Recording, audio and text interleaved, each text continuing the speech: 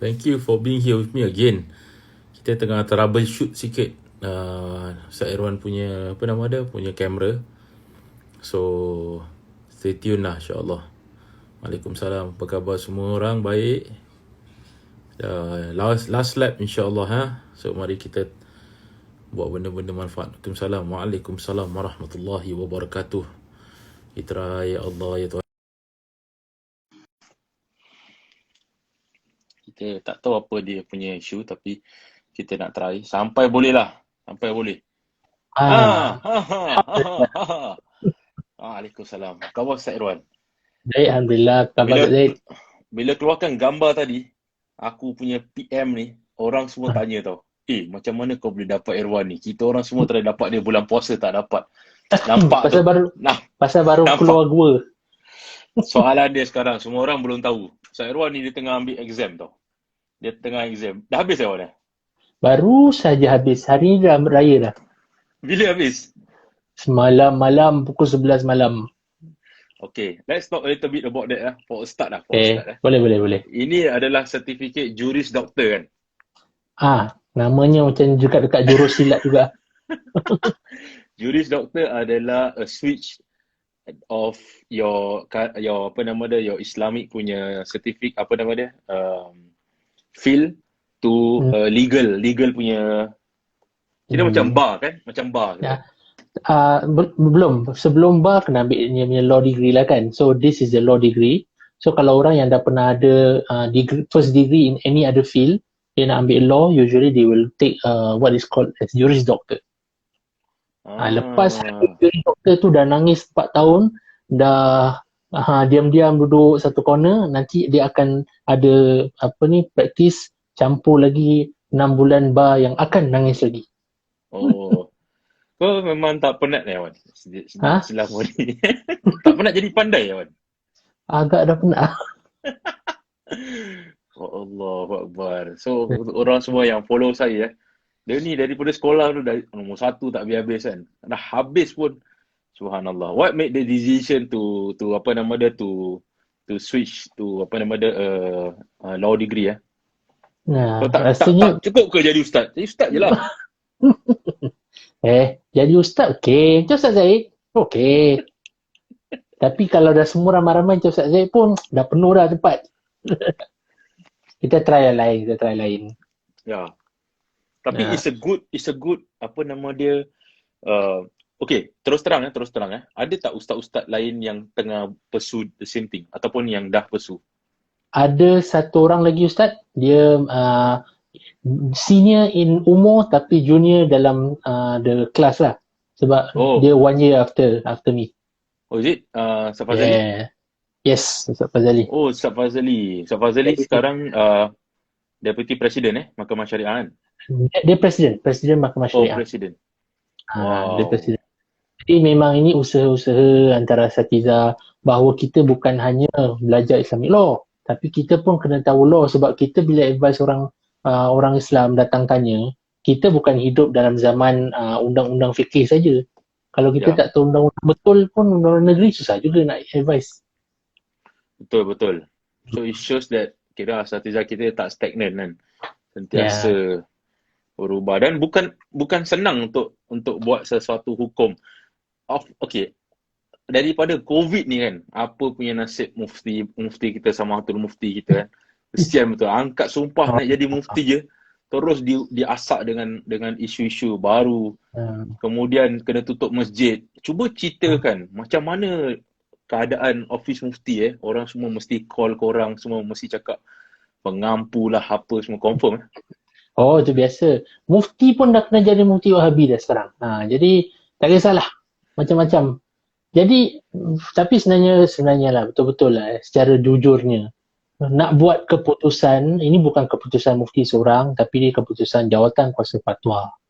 Dan nak buat keputusan yang memang presiden tak adalah. Maksudnya dekat Singapura mana pernah kita dengar masjid tutup? Masjid tak pernah tutup pun, tak pernah ada keadaan macam ni. Habis lepas tu mufti pula baru berapa bulan jadi mufti dah tiba-tiba ambil kau kena buat keputusan yang agak berat dan amat beban, sebab orang tak faham hanya orang yang memikul bebanan tu saja yang boleh tahu beratnya bahu nak memikul bebanan dan buat keputusan yang menjejas orang semua. So bila secara jujurnya kalau tak ada keperluan untuk keselamatan dan kesejahteraan masyarakat Islam dan masyarakat Singapura, kita takkan pun nak buat. Siapalah nak, ibarat seorang ustaz senior dulu pernah jawab, kita pun tak nak masuk neraka. Ya, betul. Betul. Ini bukan senang kan. Senang cakap, dia bukan satu keputusan yang senang. Bukanlah maksud dia bila dengar satu benda, dan bila orang cakap macam senang-senang tu sakit hati. Oh, dia tak tahu masalah. Kadang-kadang yang orang nampak adalah yang kita keluar dekat Instagram, yang kita keluar dekat video, itu kadang dah tacap. Dia tak nampak kita punya tak tidur, dia tak nampak kita punya tak boleh tidur, dia tak nampak kita punya risaunya nak buat keputusan. Nangis. Itu nangis mendoakan kesejahteraan. Mufti pun baru-baru ni dalam apa ni video kan, ada satu kali tu video yang Suk Jimmy buat kan. Dia tak boleh tahan lah sebab antara keputusan awal yang dia kena buat adalah untuk menutup masjid bersama dengan jawatan kuasa fatwa. So memang tak senang. Memang tak senang Allah je yang tahu. Apakah consideration yang diambil oleh jawatan kuasa fatwa sebelum sesuatu keputusan diambil, dan berapa lama selalu keputusan tu? Ya. Dia pertama kita tengok kepada isu tersebut, betapa perlu cepat ataupun tidak, nombor satu. Kedua, dia tengok juga kepada isu tu sama ada dia pernah ada dalam Quran dan Sunnah. Itu kita punya starting point lah kan. Ada ke tidak, contoh Nabi pernah buat ke, para sahabat Nabi pernah buat ke, atau para ulama sendiri pernah buat sebelum ni dan sebagainya. Kira kan memang kena skim semua, beribu-ribu permasalahan. Kita mesti puaskan hati kita dulu sejauh mungkin buat research. Isu ni kita tak boleh senang-senang kata, oh ini benda baru kita buat. Tak, dia tak semudah tu. So kita kena buat research, kena baca buku kuning, kena baca buku yang tulisan pintal-pintal yang tak ada tanda.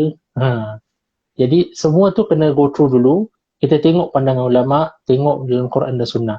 Kalau tak ada semua tu, dan hatta dalam buat keputusan untuk mempertimbangkan tu pun ada yang namanya maslahah, ada yang maksudnya kebajikan ramai, ada juga yang namanya mafsadah, keburukan dan kesan negatif daripada keputusan sesuatu keputusan. Walaupun keputusan tu mungkin nampaknya ada dalam fikih, tapi kalau keadaan ketika itu menuntut tak boleh, maka tak sesuai. Kita tak boleh, kita berlaku zalim masa tu. Jadi itu basic dia punya pertimbangan dulu. Nanti lepas tu baru kita tengok dan isu, contoh macam isu COVID ni. Isu COVID, kalau contohnya lah bayangkan, kan kita dah tengok banyak video sekarang kat Netflix pun ada yang pasal coronavirus lah, yang macam mana dia boleh spread semua kan. Dan ada video satu tu dekat Jepun pernah buat, atau Taiwan ke pernah buat bagaimana orang kalau berbual, dia punya air droplet satu bilik tu akan kekal dekat situ. So bayangkan kita pergi solat Jumaat biasa, kemudian ramai-ramai solat seperti biasa. Itu pertama. Air droplet yang akan kekal kat situ berapa banyak dah. Betul. Kalau boleh nampak air liur orang yang berterbangan, orang tak masuk masjid katnya. Betul. Dia bukan air liur tu, dia droplets. Dia air liur tu besar. Dia droplets yang boleh dekat dalam udara, dia boleh kekal. Dan dia akan kekal dekat situ beberapa waktu. Bahkan kalau dia melekat dekat atas surface pun boleh kekal juga. So sebab tu sejadah bila awal-awal masjid sebelum nak tutup, kita cakap dengan orang kalau nak masuk masjid boleh, tapi kena bawa sejadah. Hampir jadi macam wajib, sebab kita tak boleh garanti tempat surface tu tak ada kuman. Jadi itu pun dah banyak perubahan. Kemudian tapi bila kita fikir semula balik, bila dah makin banyak, itu pertimbangan pertama. Pertimbangan kedua, bila ada orang yang asymptomatic, maknanya orang tu sihat walafiat. Dia nampak sihat. Sebab dia memang sihat. Dia pun memang orang yang mungkin muda, tak ada masalah kesihatan. Tapi bila dia jumpa dengan orang yang lebih tua, kebetulan orang yang lebih tua ketika itu pula imunnya tak kuat, orang yang tua atau orang yang imun tak kuat tu boleh terjangkit. Jadi kalau orang pergi masjid, jumpa ada macam-macam orang imun yang tinggi, yang rendah, tak boleh kontrol. Jadi terpaksa kita buat keputusan yang amat susah itu bersama dengan jawatan kuasa fatwa yang lain untuk kita terpaksa menutup masjid atas Of dasar course, keperluan. of course dia punya, yalah, isu masjid tutup ni kita semua dah alhamdulillah dah makin selesa. Alhamdulillah. Mungkin awal-awal dulu orang tak puas hati, of course lah kan, sebab keputusan ni keputusan unpopular kan. Kena ustaz-ustaz kena buat keputusan yang very unpopular. Orang maki hamun kita tutup rumah Allah lah. Sesungguhnya tak dapat bonus lebih buat keputusan macam tu. Saya cakap terus terang punya. Ada sembunyi, tak ada untung. Betul. Tak ada untung tutup masjid kan. Betul tak? Tak ada untung. Kecaman masyarakat luar dalam. Okey, sekarang kita dah tahu tutup masjid dah okey. Sekarang pula ada second wave orang cakap macam tu. Tapi tengok masjid Malaysia buka untuk 50 orang. Masjid Indonesia buka jarak-jarak. Di Singapura, takut dah Singapura ni. Macam takut sangat. Duduk telunjuk bawah pemerintah takut nak buka. Keputusan tak buka masjid tu bukan keputusan pemerintah. Itu keputusan kepimpinan agama kita. Saya. Okay. Sebab tu Kenapa? menteri pun tunggu fatwa. Ya. Fatwa komiti perlu buat keputusan. Jadi apakah pertimbangan sekarang ni? Apa dia punya considerations dia? Okay, sebelum while we go into the consideration part Syarwan, maybe perhaps people don't know that during one of the process of Office Mufti Fatwa is also to read and research about medical and scientific foundings. So you guys must also read that, right? Yes, and we must have the advice of experts, medical experts and other experts in their fields.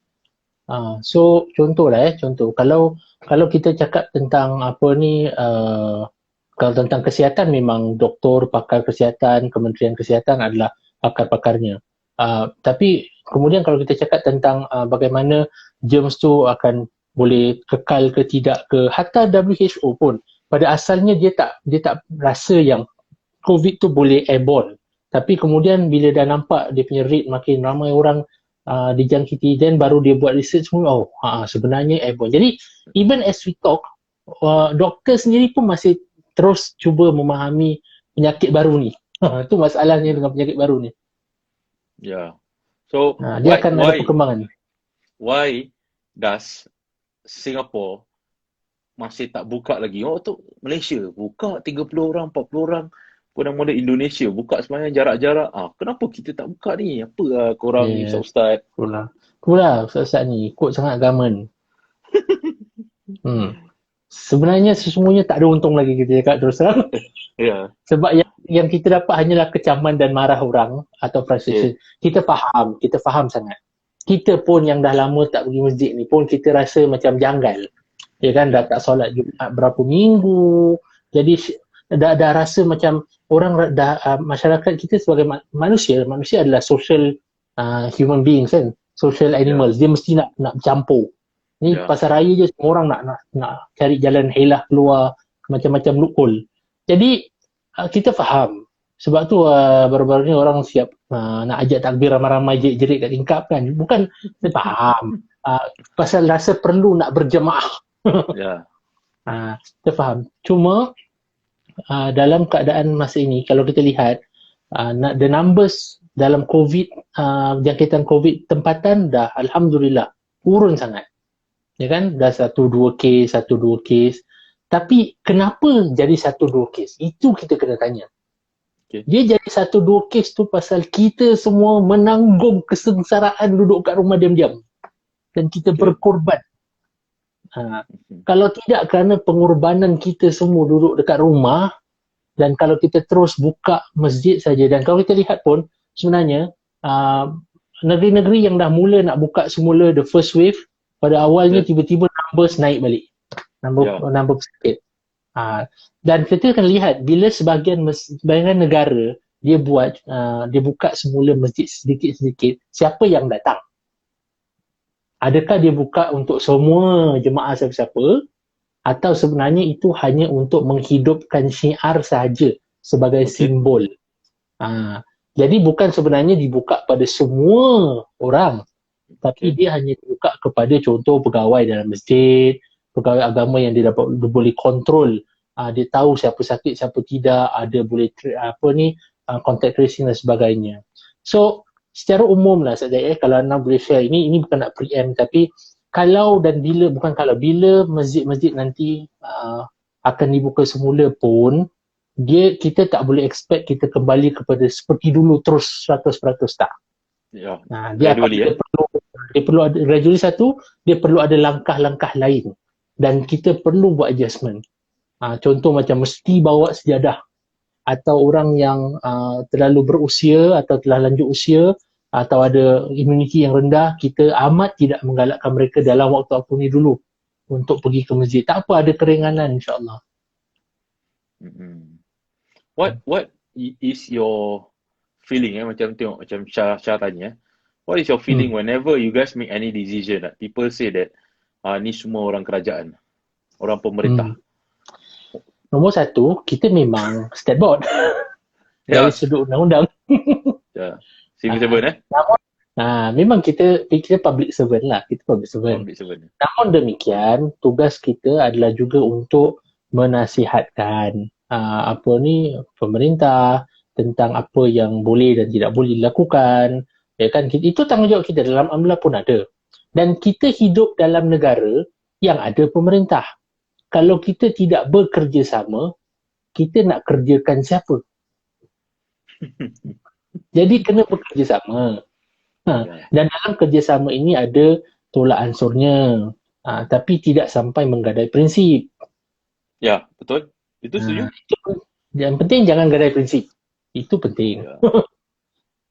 Prinsip apakah yang biasanya ada sebagai Office of Mufti? Pertama, kita tahu ada maklum minad-din bid-darurah, maknanya benda-benda yang asas dalam agama yang memang tidak boleh dinafikan, itu perlu kita teruskan. Contoh, kebebasan untuk solat, ya kan? Itu dasar. Semua orang boleh, ya kan? Bukan orang Islam saja, orang agama yang lain pun bebas untuk solat, tapi dia terbatas beribadah, asalkan tidak mengganggu awam, tidak mendatangkan bahaya, tidak menyebabkan kesukaran kepada publik dan order dan sebagainya. So itu adalah, kalau satu hari kita dikatakan kita tutup masjid, kita tak kata jangan solat. Itu beza. Tutup masjid dengan kata jangan solat lain. Kita kata fatwa baru-baru ni kata tahun ni kita postpone haji, bukan kata tak boleh buat haji. Kita tak kata haram buat haji. Kita tak kata orang umat Islam dah tak wajib lagi lepas ni buat haji. Tidak. Ini hanyalah pengecualian sahaja dalam keadaan-keadaan yang mendesak seperti ini. Jadi perlu bezakan antara kita menghadkan dengan kita menafikan.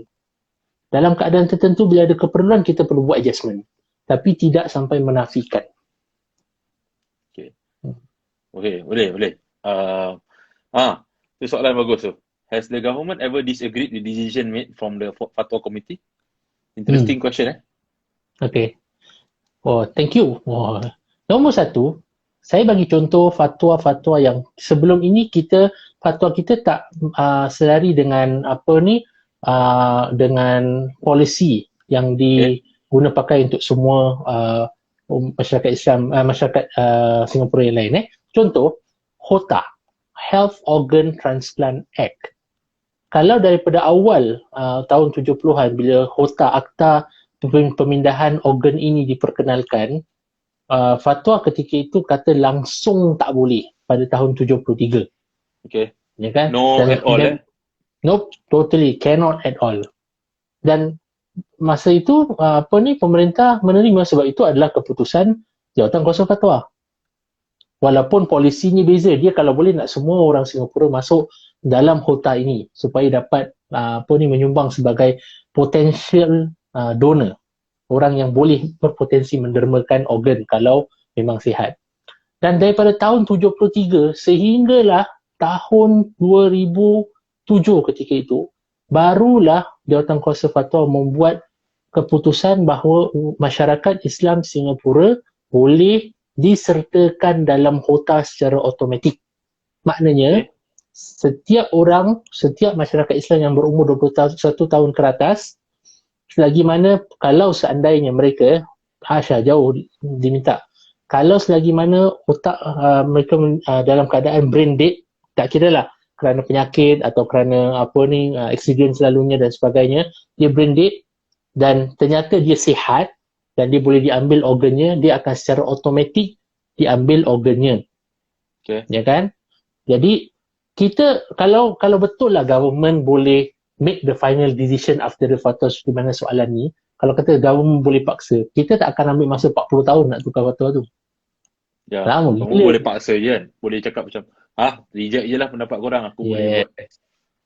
Sebab itu, so dia tidak semudah tu. Tugas pemerintah adalah dia akan menerangkan kepada kita berdasarkan pandangan pakar untuk memberikan kita latar belakang apa yang perlu ataupun tidak, senario-senario yang mungkin berlaku kalau kita tidak melakukan suatu perkara dan sebagainya. Ya kan? So, akhirnya dia akan minta selalu sebagai pejabat mufti, antara kalau orang pernah tanya, so what do you do at office of mufti? We answer anything under the sun question. Itulah lebih kurang. Semua lah ya.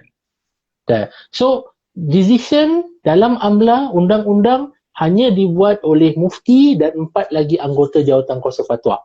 Dan ini mesti disetujui oleh semua kelima-lima anggota penuh jawatan kuasa fatwa. Tak ada orang lain yang boleh paksa. Sebab itu kalau mana-mana pun badan pemerintah ke atau sesiapa pun yang minta fatwa daripada jawatan kuasa fatwa melalui pejabat mufti, kita akan kata, I cannot dictate what the fatwa committee decide.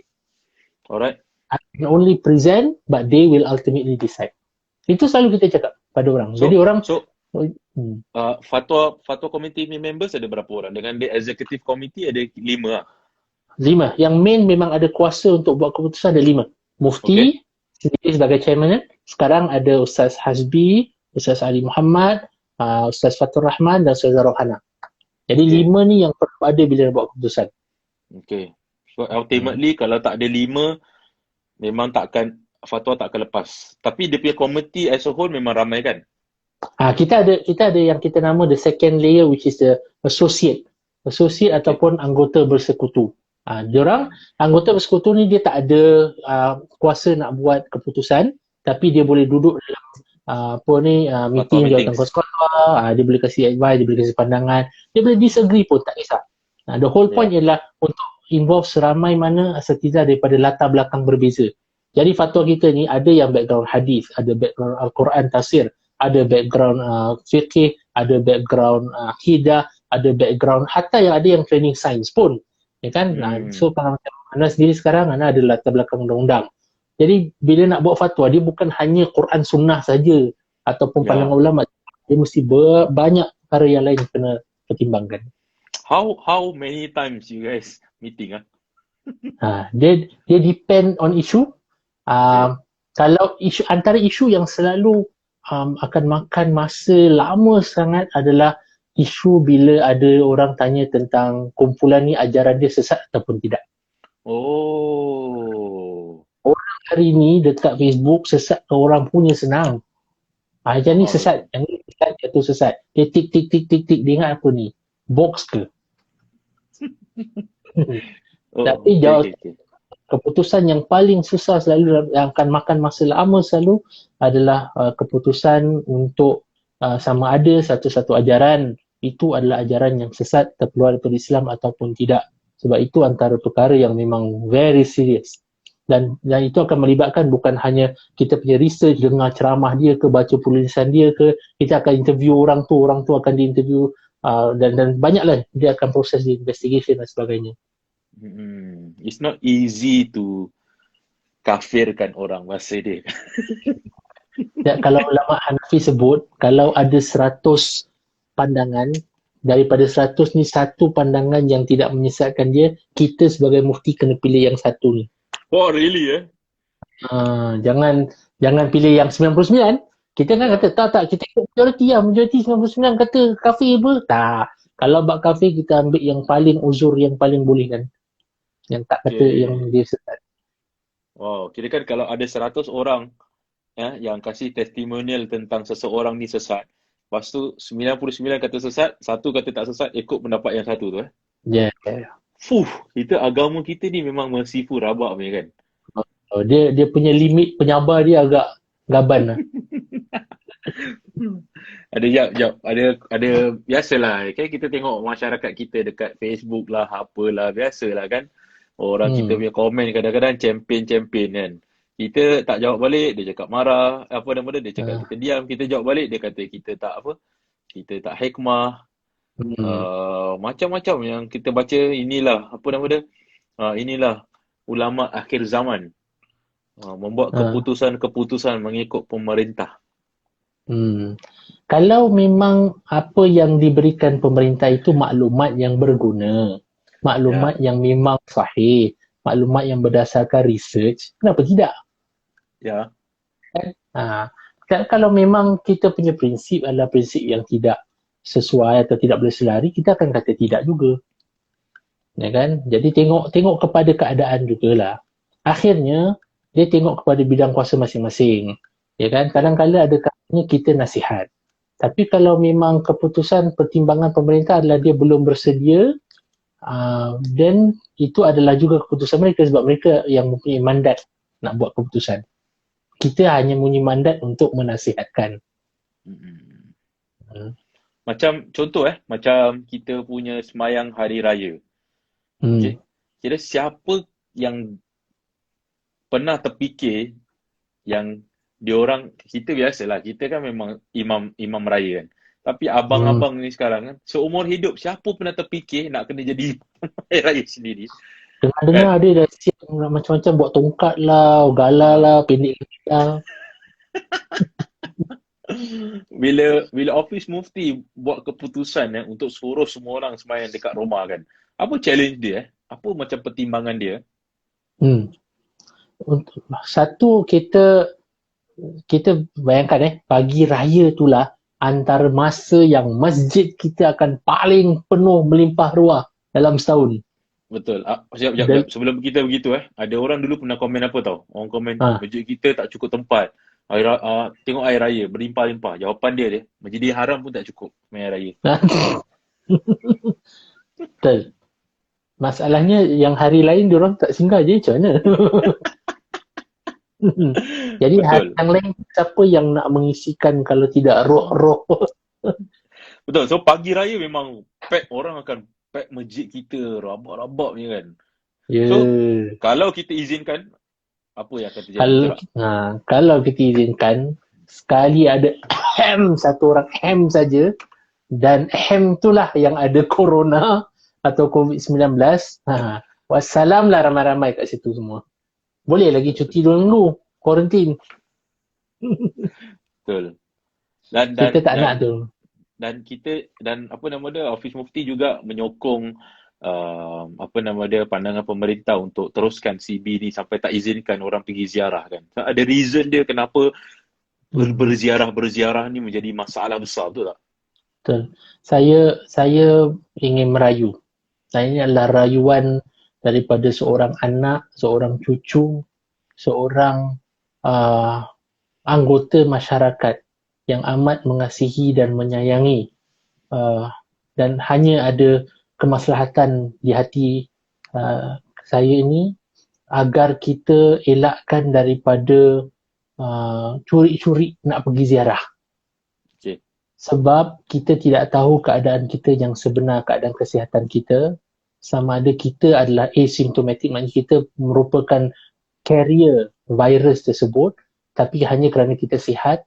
Dan kalau kita jumpa dengan datuk atau nenek kita yang mungkin telah berumur, Ana sebagai contoh nenek Ana sendiri baru keluar daripada ICU, kemudian baru balik rumah dalam jagaan makcik saya. Kita cucu-cucu memang rapat dengan beliau. Beliau pun memang rapat dengan kita. Jadi untuk raya tak boleh terbayang, raya tu kita tak datang tengok. Tapi dia baru ke hospital.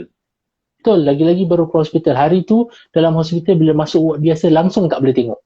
Tak ada satu orang pun boleh datang. Masa ICU masih lagi boleh lawat, tapi bila dah masuk dalam ward biasa langsung tak ada orang boleh masuk ziarah. So kita sebagai saya merayulah kepada atuk, nenek, ibu, bapa di luar sana yang amat merindui anak-anak dan cucu, kami juga merindui anda. Tapi ketahuilah kami juga ingin merindui anda lebih lama dalam keadaan anda boleh, keadaan sihat bersama-sama dengan kami. Kami tidak mahu hadirnya hari raya ini membawa balak dan membawa bencana dan membawa kesakitan kepada anda. Bukan kami tak sayang. Macam lagu Salim pula. Bukannya aku tak. Okay. Tempat kau Okay. Bukan kerana kita tak cinta, bukan kerana kita tak kisah. Tapi kerana kita cinta dan kisahlah kita buat Zoom ramai-ramai pagi raya. Betul. Actually, isu dia sekarang ni adalah macam tu lah kan. Apa nama dia, kalau asymptomatic maksud dia anak-anak kecil yang imun dia tinggi.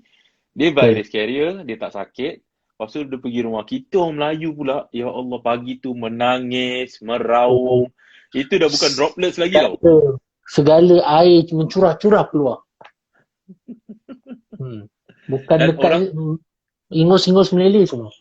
Betul. Dan orang tua-tua kita pula, takkan dia nak tolak ke tak? Dia satu benda yang kita tengok orang tua-tua kita dia takkan tolak tau. Dia takkan macam, tak nak. Kita nak peluk dia akan peluk kita. Kita ketuk pintu rumah dia, mana dia nak halau.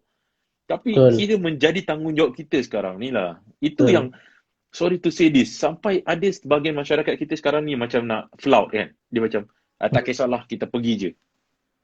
Betul. Itu yang Bapa Anas sendiri, contoh Ana dah dekat sebulan lebih, dah dekat 2 bulan tak dapat nak jumpa. Ya kan? Cuma bila kan hantar pergi hospital lah, itu terpaksa jadi Ana akan hantar ke hospital dan sebagainya. Kita nak tengok dia. Tapi kita tahu kalau kita tak jaga betul, takut kita yang kat luar, kita pun masih kerja juga, kadang-kadang keluar campur orang dan sebagainya. Kita mungkin bawa tu kepada dia, sedangkan dia duduk rumah jaga kesihatan, kita pula yang bawa. Kita tak nak, kita tak nak sampai itu berlaku lah. Ya kan? Jadi saya merayu sangat pada semua, ya kan, hari raya, kita tak nak hari raya tahun ini saja. Kita nak hari raya banyak lagi dengan mereka yang dikasihi dan disayangi. Ya, betul. Okay, tu ada soalan tu. Mami Boy tanya soalan. Apa advice ulama, this ulama netizen? Nombor 1, belajar. Belajar 1. Nombor 2, jangan orang kata, satu saya perlu fahamkan bila ulama kita sebut tahu, orang yang kasih fatwa, yang kasih keputusan ataupun nasihat agama, dia adalah muwaqqi'un anillah. Ibn Qayyim kata, dia adalah orang yang sign on behalf of Tuhan. Jangan main. Jadi kalau setakat kita hantar WhatsApp saja yang merupakan satu bentuk hukum, katakan contohlah siapa yang tulis insya Allah sambung, maka kafirlah dia, contoh. Padahal tak ada apa-apa, ya kan? Bukan niat kita bila cantumkan insya Allah tu, kita insya Allah dalam bahasa Arab yang maksudnya demikian. Betul. Tapi kalau kita forwardkan macam itu, seolah kita nak memberi hukum. Dan kita perlu tahu, kita sebenarnya sedang sign on behalf of Allah. Soalan pertama, layak ke kita? Soalan kedua, sanggup ke kita nak pikul kalau kita salah sign? Dan yang ketiga, adakah kita ini kemudian sanggup untuk jawab di hadapan Allah? Kalau sedia, silakan. Kalau sedia ada kalau rasa-rasa tak ada takut lah kata Nabi, kalau dah tak malu, buatlah apa nak. Terpulang anak. Tapi kalau tidak, saya nasihatkan, kita belajar, perlu ada humility. Itu nombor 1. Humility. Sebab if anything kita belajar, Ustaz Zaid boleh share entah punya ulama-ulama di Syria, bagaimana tawaduknya mereka, ya kan, contoh-contoh yang kita pernah. So kita tahu bagaimana tawaduknya dan waraknya mereka bila nak bagi satu keputusan agama. Itu amat berat sangat. Okay, Puan, nak tanya soalan. Okay, kita move daripada soalan fatwa. Let's kita tanya soalan-soalan macam a lot of kita punya younger ones struggle in terms of their religiosity. Alright, Yes. so some of them keep questioning, does Allah Subhanahu Wa Taala open the door for me to go back? Sebab usually office mufti akan jawab soalan yang besar-besar kan. Now soalan macam gini, kira Ini soalan yang amat besar. how does someone knows that Allah Subhanahu Wa Taala accept? Sebab 2-3 hari ni aku punya DM is always that macam, how do I know that Allah Subhanahu Wa Taala accept? How does we gauge Allah Subhanahu Wa Taala punya acceptance? So perhaps kasih jawapan dari langit sikit satu. Sekejap nak semayang sekejap. I think bila kita nak sebut tentang whether there's an acceptance or not from God, kita mungkin boleh ambil satu panduan daripada hadis Nabi SAW yang mana Nabi SAW sebut al-birru matma'annat ilaihi al-qulub. Benda yang baik dan acceptance of God itu adalah benda yang baik. Benda yang baik itu adalah apa yang akan mendatangkan ketenangan kepada jiwa seseorang. Ayuh. Jadi, contohlah, bila orang tu baru mula sembahyang, katakan. Dan dia pun sembahyang, dia pun half past 5 lah. Baca doa iftitah setengah jalan, lepas tu tak ingat lagi. Baca Fatihah lebih kurang, okay lah lagi kan. Jadi, tapi dia sembahyang. Dia nak solat. Kemudian, tapi dengan dia mulakan, walaupun merangkak-rangkak, tapi dia dapat rasakan ketenangan dalam kehidupan dia. Dia dapat rasakan bila kerja rasanya macam lebih produktif, ya kan, bila dengan keluarga rasanya lebih tenang dan bahagia. Walaupun mungkin material dia tak beza apa, sama je.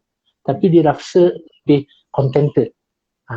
Jadi bila hati dah mula tenang, itu antara tanda-tanda awal Allah mula menerima kebaikan yang kita terima. Sebab itu, kalau kita buat, memang orang tu kan ada research kan, orang kalau orang yang buat kerja volunteer banyak-banyak ni, mereka didapati lebih sihat dari sudut fizikal dan juga mental dibandingkan dengan orang yang tak buat kerja volunteer.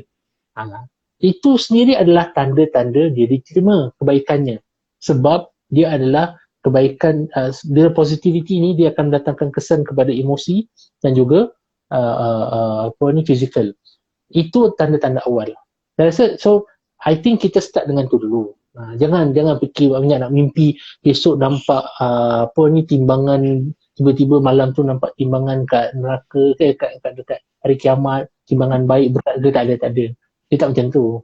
Itu drama saja sepatutnya. Ya, betul. Before kita kita teruskan dengan soalan yang seterusnya. Now everyone knows that Ustaz Irwan dia punya Madrasah Junaid, and after that first degree dia dekat Al-Azhar, and then kemudian you punya masters you spend like berapa tahun Wan? Setahun di London. London di Masters apa nama dia? SOAS. Yes. SOAS, masya-Allah. Dan lepas tu saya kalau tengok dia punya travel dia suka patah balik ke London, Scotland. Bercita-cita untuk berhijrah ke Scotland ke? Banyak kali aku tengok kau tak habis-habis ke Scotland je ni. Tak adalah panas sini, dia nak sejuk-sejuk sikit. Kau pun pergi sana nanti kan tak boleh mengajar kan. Betul. Okay, that's how we want to change people punya perspective kan. Sebab cakap terus terang, aku pun pernah London kan, pernah pergi 2 kali kan.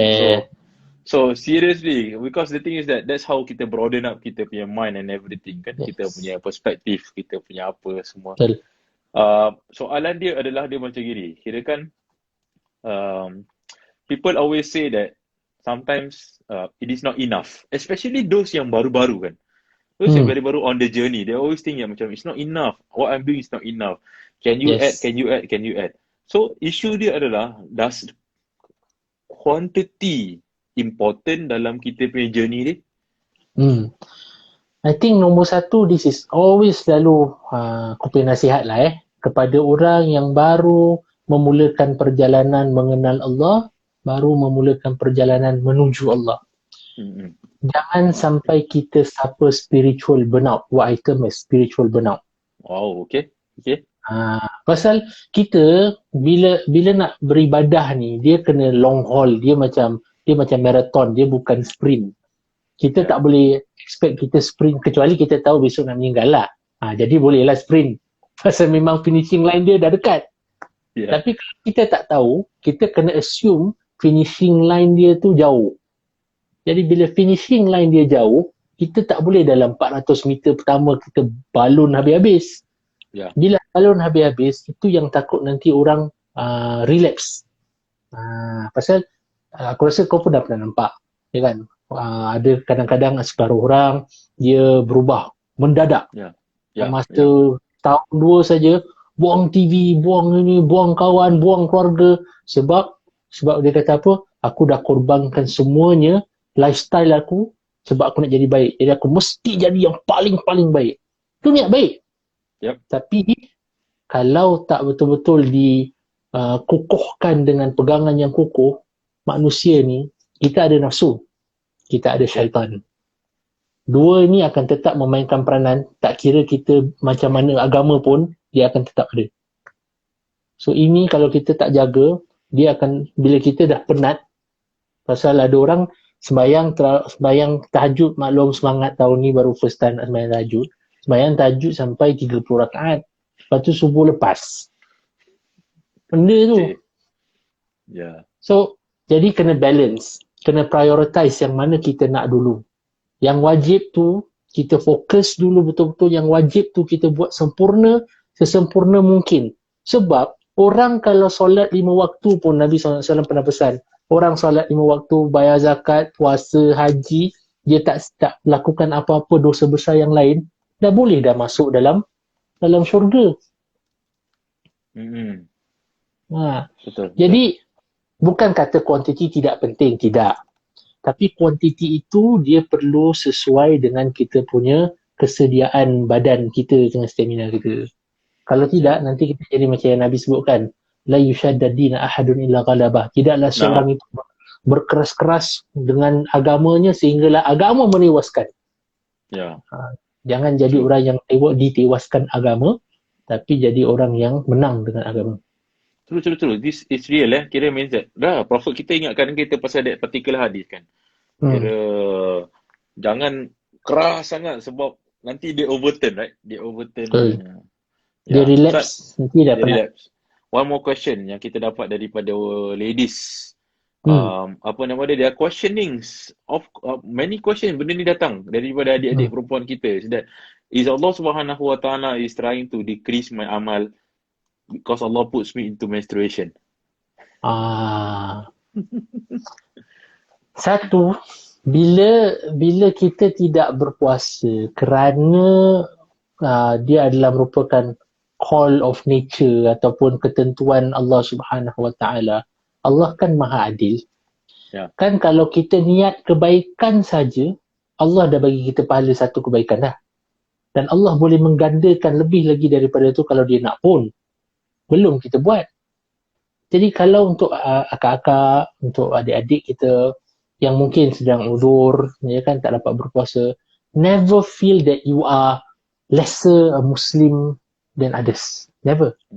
In fact, actually, dia kasih rehat sebab masa tengah uzur tu physically badannya kadang-kadang undergo a lot of emotional punya upheaval dan sebagainya. Ada orang kadang PMS dia agak teruk, kan? Jadi bayangkan tengah puasa-puasa dah lah kena PMS macam tu, kena puasa lagi, kan makin teruk jadinya. Jadi walaupun mungkin waktu yang tidak boleh puasa itu ataupun waktu bulan puasa kita uzur tak boleh puasa, boleh aja digantikan dengan banyak benda yang lain. Contoh, kalau tak boleh puasa, boleh masak. Boleh masak macam-macam, boleh baking, boleh rasa, boleh bagi kat orang, boleh bagi kat family. boleh rasa tu penting. Betul tak? Jadi boleh. Betul. Boleh rasa itu penting. Bukan rasa saja, boleh telan. Boleh rasa Betul juga. Jadi boleh, bila dah boleh rasa lagi sedap, boleh bagi kat orang lain lepas tu. Kan dapat pahala. Bagi orang kat puasa, orang yang buka puasa, kita bagi orang yang buka puasa makan, kita dapat pahala orang yang buka puasa. Jadi kita kena kreatif saja. Ya kan? Boleh rasa. Lupa apa pasal benda tu. Dia Walaupun tak puasa sekarang jadi boleh rasa. boleh. Masalahnya sekarang vanilla essence semua dah habis. Macam mana? Cream cheese semua dah habis. Semua orang Dah. pergi dah. Oh. 3 minggu aku cari cream cheese tu tak ada. Jadi kepada mereka yang berada dalam sini yang ada simpan dan stok atau hot cheese cream tu, silalah beritahu kepada kami. Kasihanilah kami. Ya, interesting. Betul juga Kira kan lupa apa pasal benda tu. Dia tak puas. Kira Allah tak letak dia pada kewajipan untuk tidak berpuasa. Dia boleh tak puasa, dia boleh rasa. Dia boleh rasa makan. Orang dah tahu anak-anak dia menderita kan. 15 hari pertama tu mak ni masak. Kadang-kadang masin, kadang-kadang tawar. Tiba-tiba ujung bulan tu sedap. Boleh rasa. Tiba-tiba, itulah. Tiba-tiba panjang doa anak dia mensyukuri segala pengorbanan ibu. Baking pun dah sedap. Interesting. Wan, ada soalan lagi Dia tanya pasal qada. Macam mana? Qada mana ni? Sebenarnya soalan ni qada puasa. Menstruation tak letak dekat inbox. Menstruation and qada and pregnancy and qada punya issues. Okay. So kalau kita sedang pregnant, ya kan, kalau kita pregnant dan kita ataupun kita sedang menyusukan anak, dan kita bimbang tentang kesihatan anak sahaja, ya kan, maka ketika itu perlu kita untuk qada, ya kan, untuk qada dan bayar untuk qada. Tapi kalau dia itu bimbangkan kesihatan dia dan juga kesihatan anak dua-dua sekali, ya kan, maka ketika itu dia kalau dia bimbangkan kesihatan anak saja, dia perlu qada dan bayar fidyah. Okay. Tapi kalau dia bimbangkan kesihatan anak dan dia sekali, cukup untuk dia qada sahaja. Cuma ada orang tanya, Ustaz, saya pula kebetulan tengah pula dikurniakan rezeki Allah, tiap-tiap tahun pula beranak. Ya. Itu soalan yang agak popular lah, orang tanya selalu. Jadi bila nak game kalau dah 5 tahun turut dapat anak, ya kan? Jadi di Pejabat Mufti kami ada terjumpa pandangan Ibn Abbas. Meskipun dia bukan pandangan yang popular, tapi pandangan Ibn Abbas kata untuk wanita yang seperti itu, yang mana dia punya dia punya pregnancy dia mutataliyah, berturut-turut, satu, dia kurniakan rezeki, bukan kata tak boleh, ya kan? Dia kurniakan rezeki, mesra dan sebagainya. Jadi ketika itu boleh untuk dia hanya membayar fidyah saja. Okay. Tak perlu, sebab kalau tidak, bila dia nak habis game qada dia kan. Betul. Sebagai itu satu pandangan. Meskipun tak dinafikan ada pandangan lain yang kata mesti tetap qada juga. Ya. Ini another question pasal qada semayang pula. Orang tanya. I've been missing my prayers a lot of time during my younger. Yeah. So how should I do it? Dulu masa Ana di Azhar, Zaid, satu orang pernah tanya nak punya guru dalam fikih Syafi'i, tuan guru, tuan syekh, macam mana kita nak nasihatkan kalau orang tanya dia dah betul-betul saya baru tahu cream cheese boleh bikin sendiri. Okay, balik pada topik. So anyway, apa dia cakap, dia tanya jadi qada solat, kita kata boleh. Jadi guru Ana masa tu dia pesan, guru aku lah, dia kata tengok kepada keadaan orang tu. Okay. Kalau orang tu mampu dan sanggup untuk bayar qada semua solat dia yang sebelum ini yang dia rasa dia pernah tinggalkan, jadi apa yang dilakukan sebelum atau selepas setiap solat fardu, dia akan buat solat fardu qada kalau mampu. Tapi kalau ada orang memang dari sudut praktikalnya, yang mana kebanyakan orang takkan mampu, maka dia boleh mengambil pandangan ketika itu bahawa dia tidak lagi perlu qada, tapi apa yang dia lakukan adalah waktu-waktu yang akan datang, pokoknya dia bertaubat, selepas bertaubat, dia perbanyakkan amal sunnah, amal kebaikan, kerana seperti mana kita tahu, innal hasanat yudhibun as-sayyi'at, sesungguhnya kebaikan itu akan menghapuskan segala dosa-dosa dan kesilapan yang lalu. Okay, interesting. So, jadi tengok kepada orang. Dia open, Okay. tengok pada kemampuan masing-masing. Ada yang memang betul-betul, memang ada orang, Ustaz saya sanggup nak bayar. Okey lah, silakan. Ya. Tapi tak semua orang yang boleh. Awak dah retire sebab tu ada masa. Orang lain kerja. Ada soalan pasal ni, ni nampak. Kawasan iktikaf. Macam mana Office Mufti? Okey. Ada masjid yang besar tapi kawasan iktikaf kecil. Okey.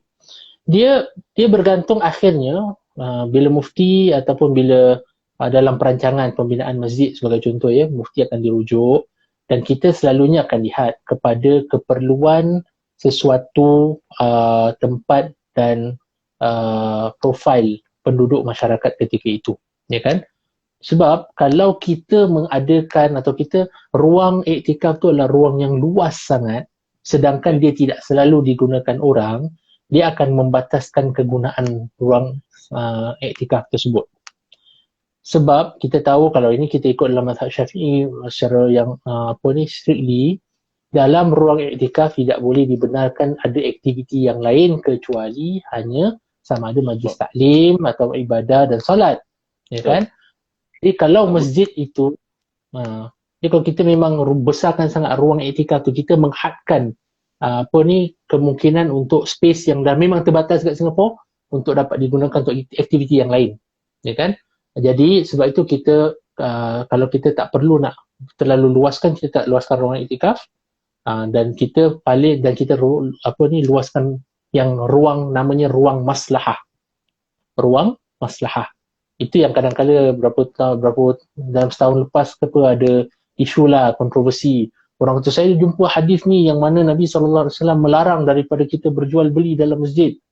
Jadi, ni apa ni dalam masjid ada jual nasi sambal goreng lah, biryani lah, apalah, bandung katira lah. Ya kan? Mana boleh? Itu dalam ruang maslahah bang. Dia bukan dalam ruang iktikaf. Yang tak boleh kalau dalam ruang iktikaf. Tapi ruang maslahah, dia ditentukan mengikut keperluan, mengikut profil penduduk tersebut. Tengok, aku dah nak kat ujung, dah nak kat habis, korang baru tanya soalan satu-satu ni.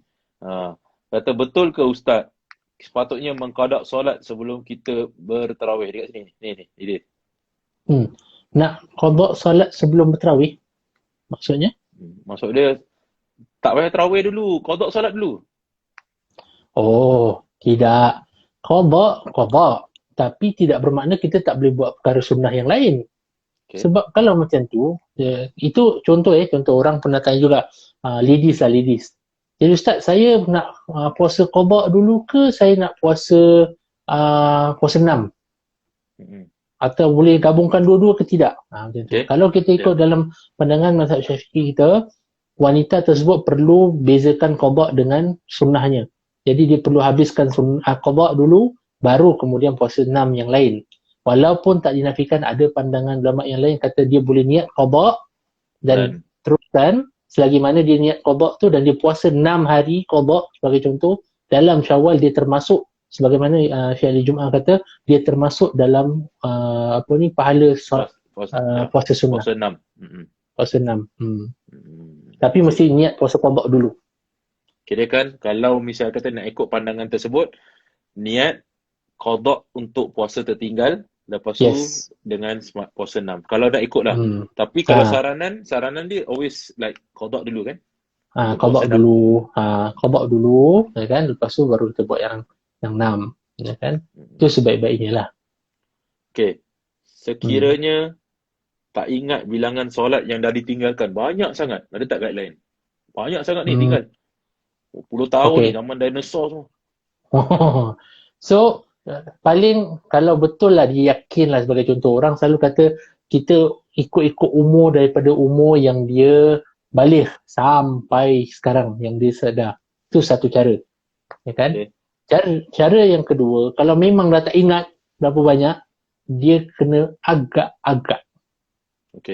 agak-agak yang memang ghalabatul dhann ataupun dia memberikan sangkaan yang paling dekat kepada keyakinan, itu dia ikut. Contohlah dia kata aku ni sekarang umur 50 katakan, balik mungkin dalam umur 13 tahun, 37 tahun mungkin plus minus agaknya adalah dalam 20 tahun kau tak sembahyang betul.